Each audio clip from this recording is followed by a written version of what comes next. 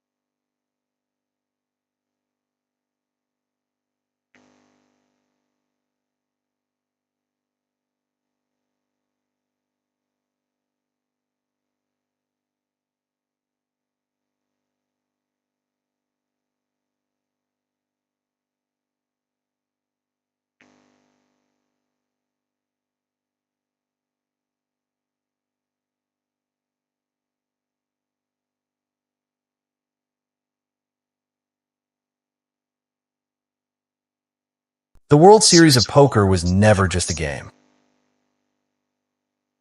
The WSOP around the registration process. Under the previous rule,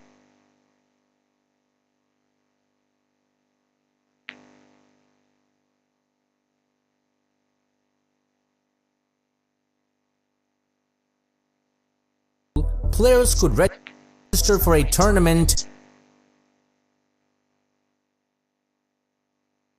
before it began and then choose to delay actually claiming their seat and chip stack. This allowed a registered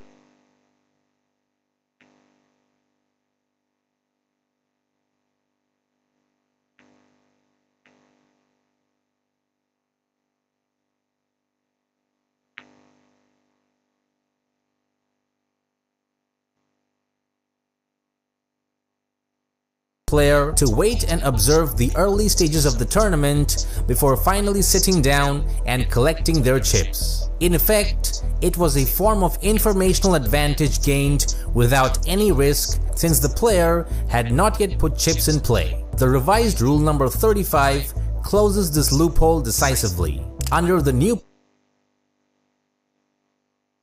policy, any player who registers before a tournament begins will have their chip stack automatically put in play and blinded off from the moment the event starts. You can no longer register and then hover in the background waiting for an opportune moment to show up. Additionally, refunds become essentially unavailable once the tournament is underway, which adds further pressure on players to make a definitive commitment when registering. While some worry that this might inadvertently incentivize more late registration, it ultimately makes the flow of tournaments cleaner and prevents a form of soft angling that gave certain players an unfair informational edge. The third major rule targets one of the most universally frustrating aspects of tournament poker, which is deliberately stalling near the money bubble and at pay jump thresholds. Every experienced tournament player is familiar with the phenomenon. As the field approaches a new pay jump, certain players begin taking an unusually long time on every decision, not because the hand is complicated, but because they are trying to survive long enough to outlast another elimination. The tactics range